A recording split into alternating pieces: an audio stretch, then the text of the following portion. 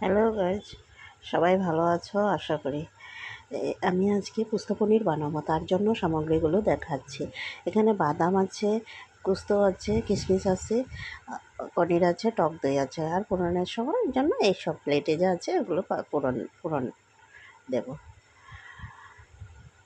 প্রথমে সাদা তেল দিব, সাদা তেলের মধ্যে আমি পুরনগুলো দিয়ে দেব গরম হলে। পুরনগুলো এতে আছে লং, দারচিনি, এলাচ, তেজপাতা।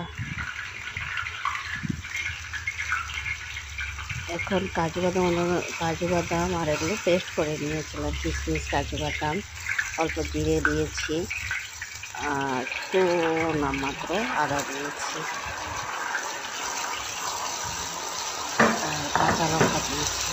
কাঁচা লঙ্কাগুলো যে আমি পেস্টের মধ্যে দিয়েছি, এটা হচ্ছে লাল কালারের কাঁচা লঙ্কাগুলো দিয়ে ওটা দিয়েছি, তাহলে হচ্ছে লাল ভাব আসবে। আমি এখানে কোনো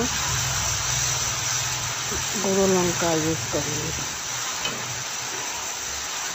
এটাকে ভালো করে নাড়াচাড়া করে ভাজতে হবে যতক্ষণ না হয়।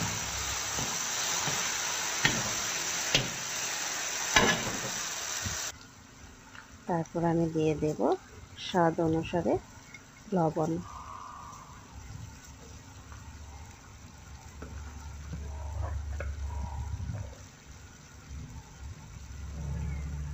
অল্প হলুদ গুঁড়ো দিয়ে দেব।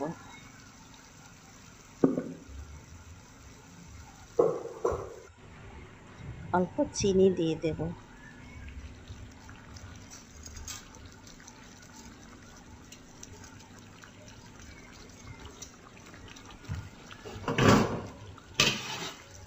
ভালো করে নাড়াচাড়া করব।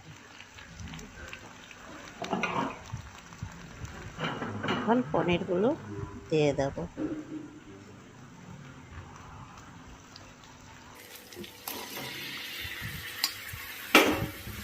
আমি কিন্তু পনিরগুলো ফ্রাই করিনি।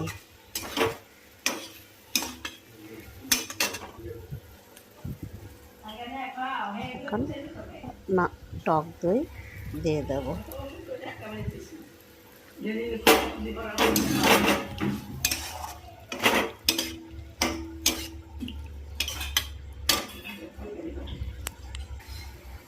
তারপরে জল দিয়ে দেব।